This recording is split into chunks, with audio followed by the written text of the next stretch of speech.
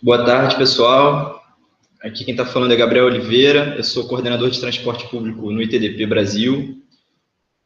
Em novembro de 2016, são 3 horas e 5 minutos da tarde, e eu vim aqui então fazer uma apresentação de lançamento do padrão de qualidade BRT versão 2016.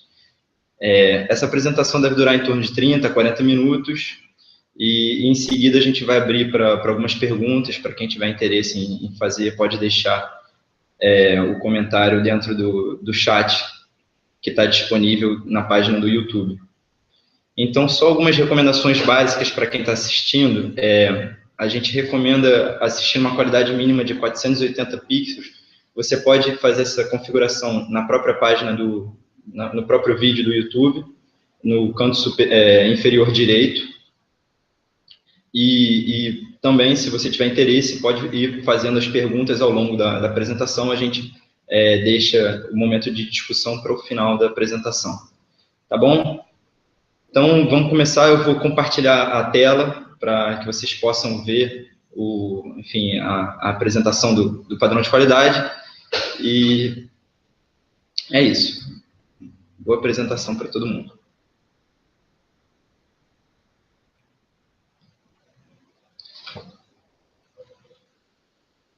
Então, pessoal, boa tarde novamente. Vim, então, apresentar o padrão de qualidade. O ITDP veio apresentar hoje o padrão de qualidade BRT, edição 2016, que foi traduzido para português e está disponível a partir de hoje no nosso site. Tá? Essa apresentação ela está dividida em 7 grandes blocos. Em primeiro lugar, eu vou apresentar um contexto geral sobre as nossas cidades. Em seguida, explicar um pouquinho sobre o que é o BRT, né, como é que ele vem atender as cidades a promoverem um melhor ambiente dentro desse contexto que se coloca hoje em dia. Explicar um pouquinho o que é o padrão de qualidade BRT, por que ele foi criado, como ele pode ser utilizado, o que tem de novo nessa edição 2016, e em seguida a gente abre para perguntas e debate.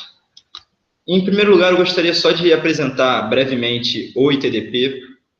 O ITDP é uma organização sem fins lucrativos que foi criada em Nova York, tem sede em Nova York desde 1985 e atua no Brasil desde 2003. Ela promove o transporte sustentável e equitativo prioritariamente em países em desenvolvimento, né? A gente tem escritórios na China, na Indonésia, na Índia, em uma região da África, e um escritório na Namíbia, no México e aqui no Brasil, e também já teve atuação em outras cidades ao redor do mundo. E ela trabalha principalmente em articulação com órgãos governamentais e organizações da sociedade civil. O mundo inteiro está sofrendo um processo similar de rápida urbanização, né? Existem alguns países que já têm a maioria de sua população concentrada nas cidades, mas é um processo que está acontecendo principalmente na África e na Ásia, né? A gente nota que tem um grande deslocamento da população rural para uma população, para as cidades.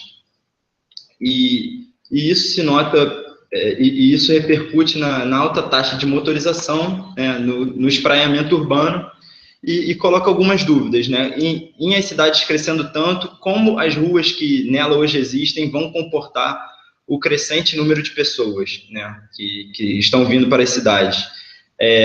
Essa figura ela é clássica, né? Ela coloca a mesma quantidade de pessoas e qual o espaço em uma rua que é necessário para você transportar em bicicleta, né, aqui, em carro, em um ônibus, certo? E ela já mostra que vias sem priorização são ineficientes, né? O que a gente tem é que vias que não contam com algum tipo de prioridade para os modos mais eficientes, elas de fato estão sendo subaproveitadas.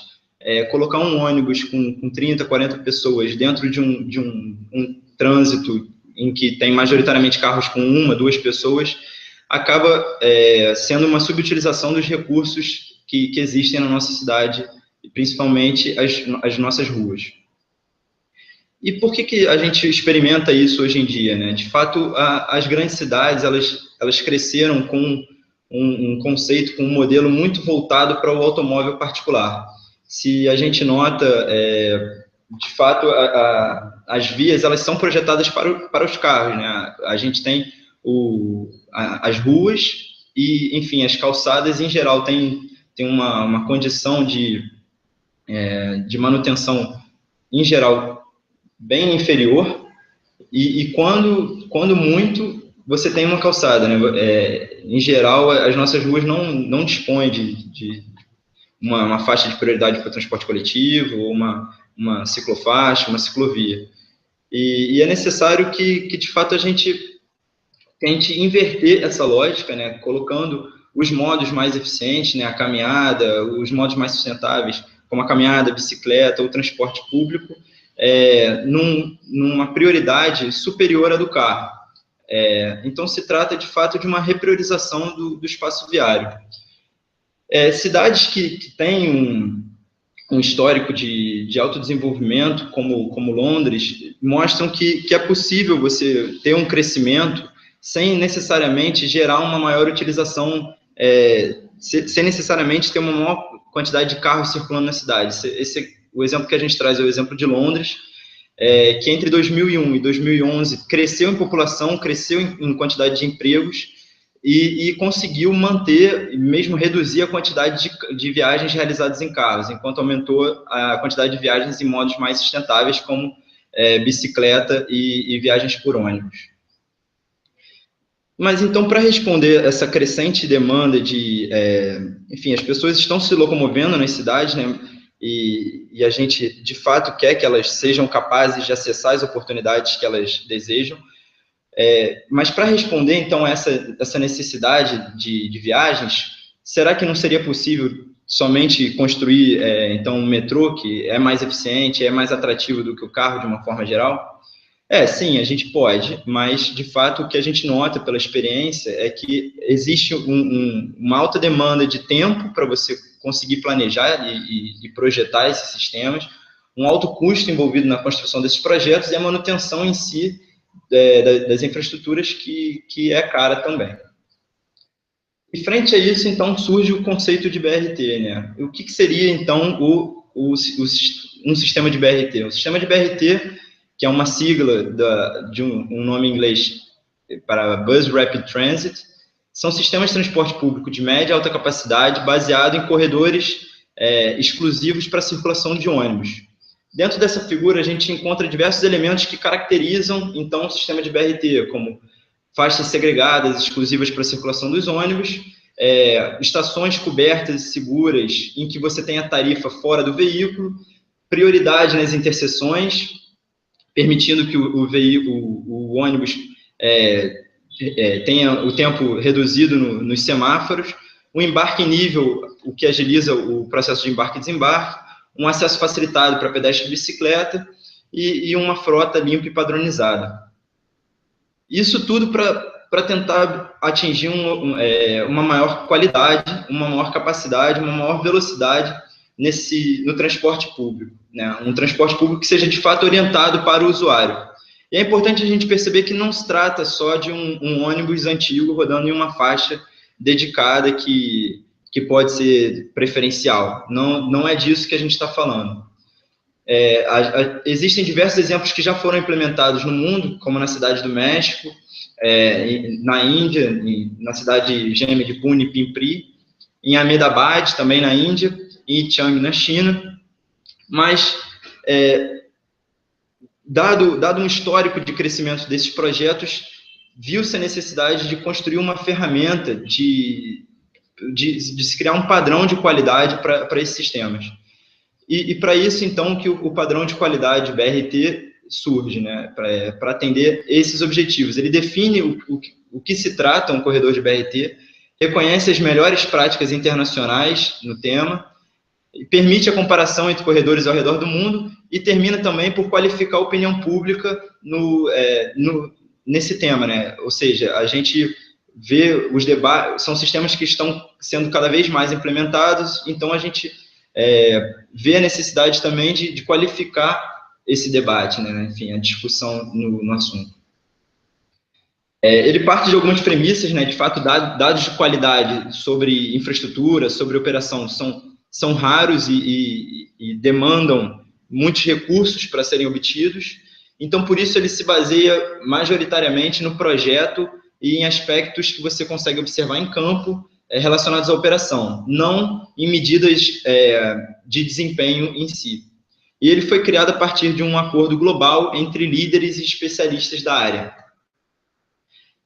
Existe, então, em termos de governança, né, existe um comitê técnico que elabora, que chega a um consenso sobre os elementos que devem entrar como parte dessa definição de um corredor de BRT. Existem instituições endossadoras que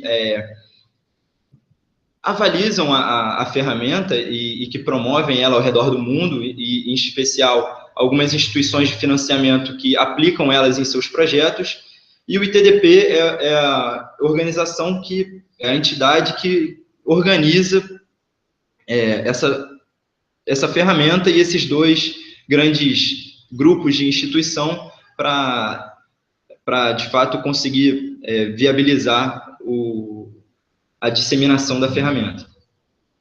Em termos de requisitos mínimos que são colocados para um corredor ser considerado BRT, a ferramenta ela tenta ser muito clara, para conseguir, de fato, qualificar um corredor de ônibus como BRT ou não.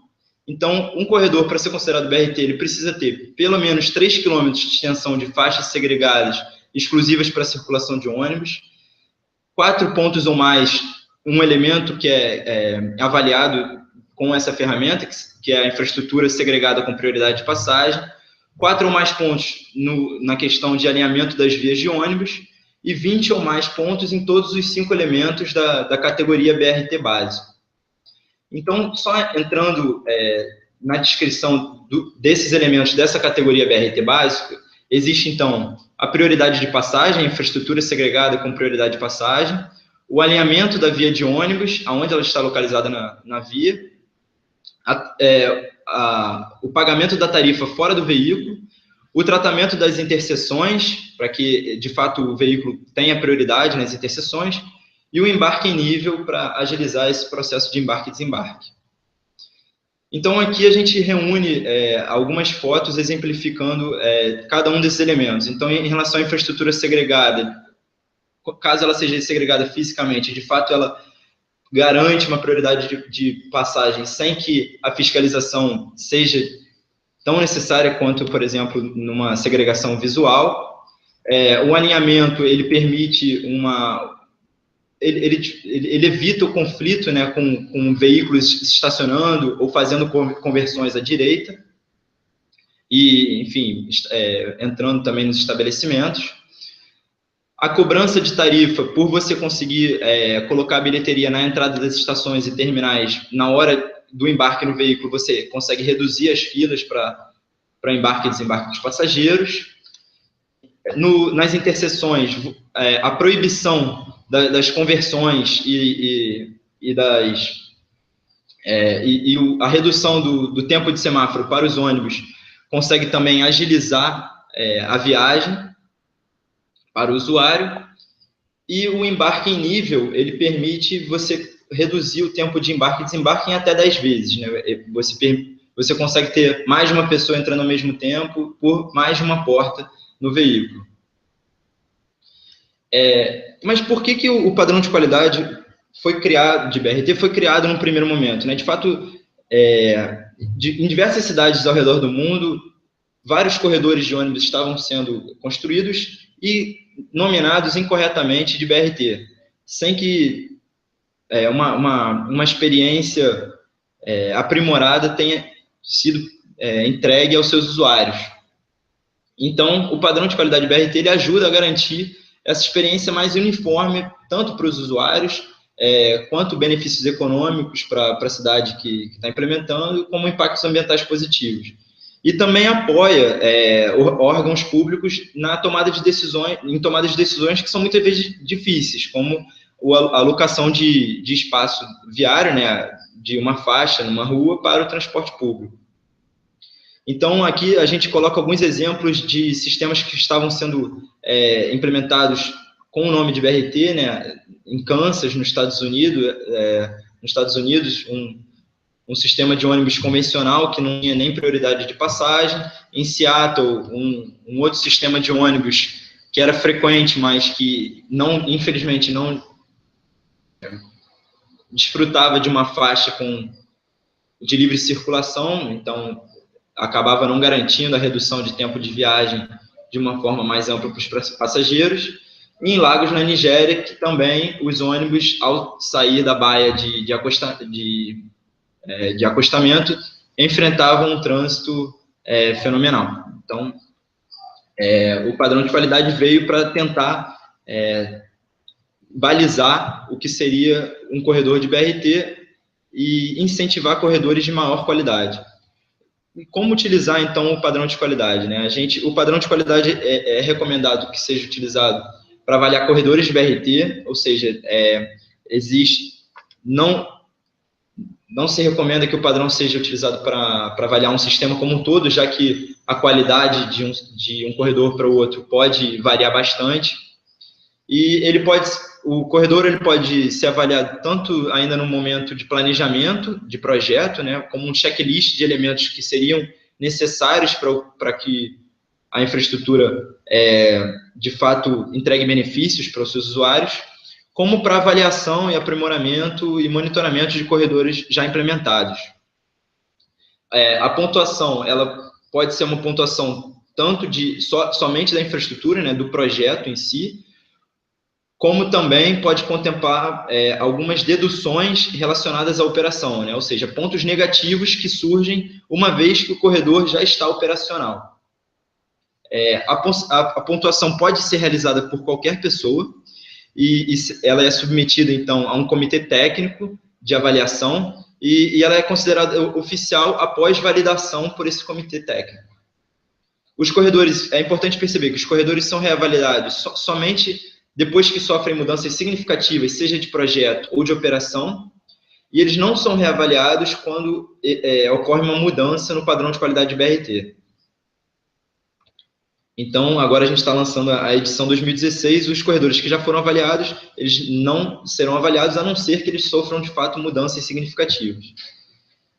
Então, para cada elemento, é atribuído uma pontuação máxima, né? Então, dentro dos elementos que a gente havia listado anteriormente, na categoria BRT básico, a gente tem para cada uma quantidade de pontos específica, para um total daquela categoria.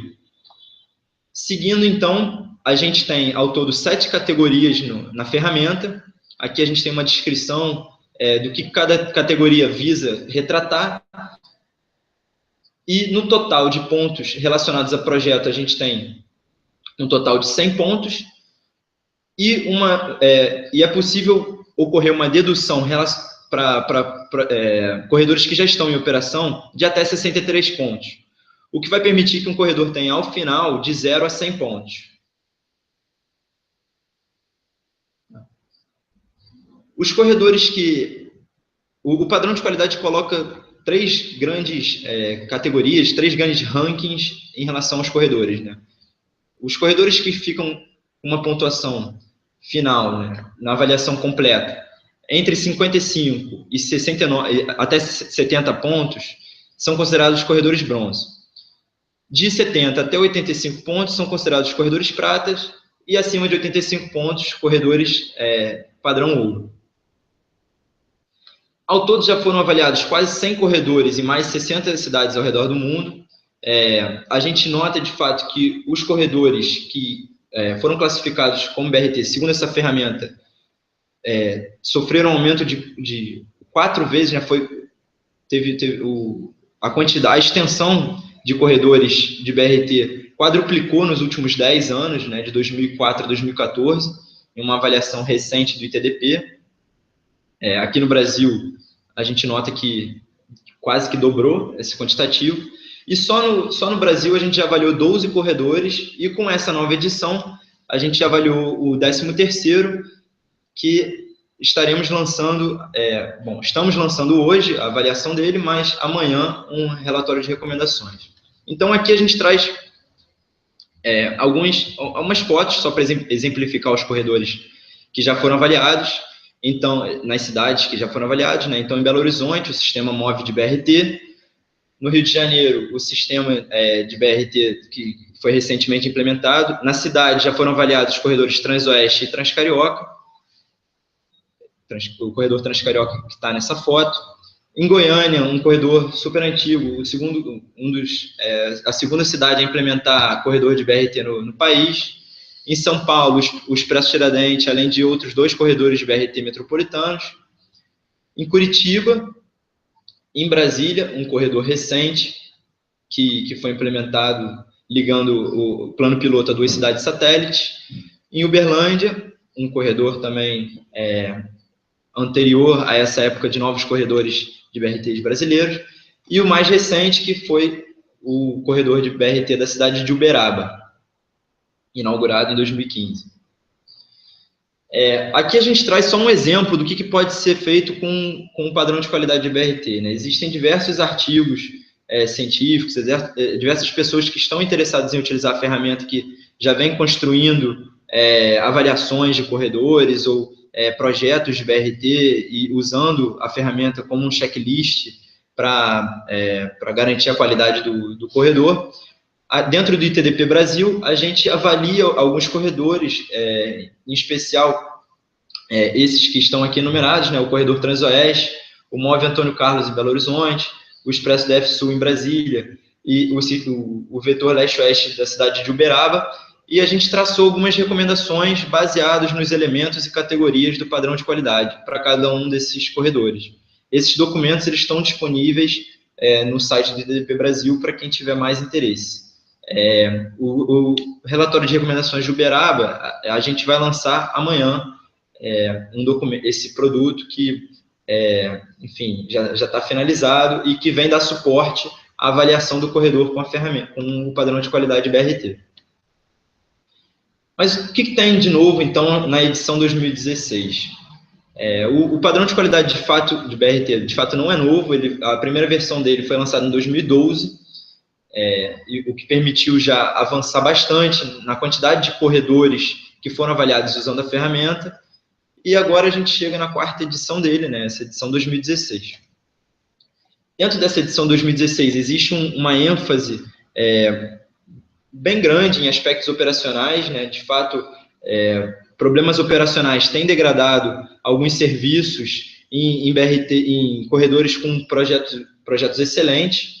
Então, para responder a essas questões, foram incorporados alguns elementos na categoria de deduções de operação, como a formação de comboios de ônibus, utilização insegura de bicicleta nas vias, ausência de dados de segurança viária e linhas de ônibus paralelas ao corredor de BRT que não foram incorporadas dentro da via de ônibus com prioridade. Vale frisar que a pontuação completa, que considera a operação, ela deve ser realizada com um mínimo de 6 meses de operação após a efetiva inauguração do corredor, para que nós sejamos capazes, de fato, de avaliar as condições reais com a operação já consolidada. Então, a gente nota, por exemplo, uma formação de comboio de ônibus pode causar atrasos significativos nas viagens. Esse aqui é um exemplo do corredor de Guangzhou, na China. A presença de linhas paralelas pode reduzir o ganho de tempo de viagem para alguns passageiros. Então, essas linhas, se elas circularem por uma extensão significativa do corredor, é de se repensar se elas não deveriam ser incorporadas dentro da própria via, da própria infraestrutura com prioridade de passagem. E a questão da utilização insegura de bicicletas dentro da canaleta do corredor também, que pode oferecer um risco de segurança tanto para os ciclistas quanto para os usuários do sistema de BRT. A questão de segurança viária também foi enfatizada nessa edição de 2016. Então, para o acesso de pedestre, foram colocados alguns itens que devem ser observados relativos à segurança viária, como a presença de travessias seguras e frequentes em áreas consolidadas, seja de atividades comerciais ou presença de áreas residenciais. O tempo em semáforos deve ser razoável para os pedestres e um limite seguro de velocidade, em especial em áreas densas da cidade por onde o BRT passa.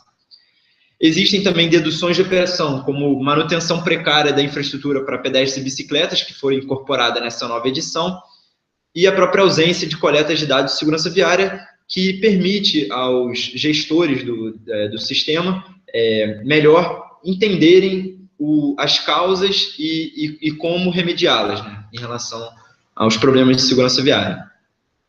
Aqui é uma foto da Cidade do México, em que, evidentemente, não existe uma travessia segura nessa região com uma atividade super consolidada. Por fim, existem também foi feita uma complementação e simplificação de elementos da categoria BRT básico, né? Essa categoria que reúne os elementos essenciais, considerados essenciais para um corredor ser qualificado como BRT. Então, a infraestrutura segregada com prioridade de passagem usa agora uma ponderação por tipo de segregação em cada trecho do corredor. O alinhamento das vias de ônibus foi detalhado em croquis explicativos, o que permite ao usuário da ferramenta entender melhor qual é a pontuação que se aplica no caso do corredor que está sendo estudado. Alguns alinhamentos cada vez mais comuns foram incluídos, como eu vou mostrar a seguir. E, por fim, a cobrança de tarifa fora do ônibus engloba agora a opção de validação da tarifa dentro do veículo, quando o embarque acontece por todas as portas, caso o usuário adquira o bilhete fora do ônibus. Também vai ser exemplificado em uma foto a seguir. Então, os croquis, eles mostram, de fato, qual seria a situação real do corredor em um ambiente urbano consolidado. Permite também a visualização de uma calçada de qualidade, de uma infraestrutura cicloviária de qualidade. Aqui a gente traz o caso do BRT de Yichang, na China, em que você tem um alinhamento central e faixas de ultrapassagem escalonadas, o que permite você reduzir a largura necessária para a implementação da infraestrutura, permitindo a implementação desses corredores em vias mais estreitas, e permite também ainda a operação de serviços expressos, dada a presença de faixas de ultrapassagem nas estações. Aqui a gente tem um exemplo de uma via estilo boulevard, né, que apresenta uma pista central e uma pista lateral de serviço, mas né, nesse exemplo o alinhamento da pista do ônibus está localizado na direita, né, na direita da pista central. Não é um alinhamento central, que é o mais desejado, e por isso sofre uma dedução de pontos. Então, o máximo que essa infraestrutura poderia receber no elemento de alinhamento da via de ônibus seria 4 pontos, o que permite ainda que esse corredor seja considerado um BRT. E, por fim, existe ainda uma nova opção de configuração do alinhamento da via de ônibus, em que a pista de BRT está localizada na pista de serviço, na pista lateral, que em geral tem uma velocidade de circulação um pouco inferior, mas nesse caso, obrigatoriamente, a faixa de ônibus deve ser fisicamente separada da faixa de circulação do tráfego comum. Um máximo de 4 sobre 8 pontos pode ser concedido nesse tipo de alinhamento, e o que permite essa tipologia de corredor ser considerada BRT, segundo o padrão de qualidade.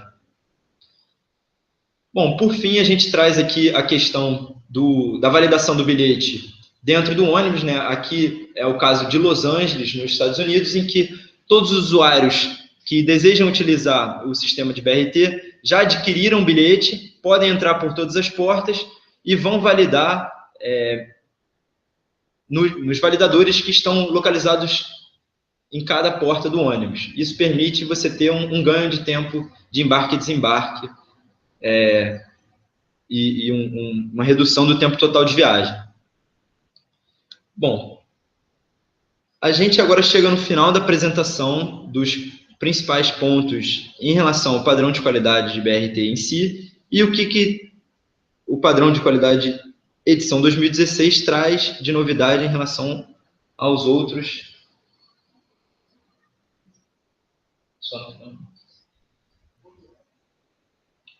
Desculpa, parece que o som foi cortado. Então, só finalizando, a gente conseguiu, então, apresentar a ferramenta do padrão de qualidade BRT e o que essa edição de 2016 traz de novidade em relação às edições anteriores. Agora a gente se coloca à disposição para as dúvidas, se vocês quiserem fazer via o chat, já existem aqui algumas, e, enfim, a gente fica aí à disposição para o debate.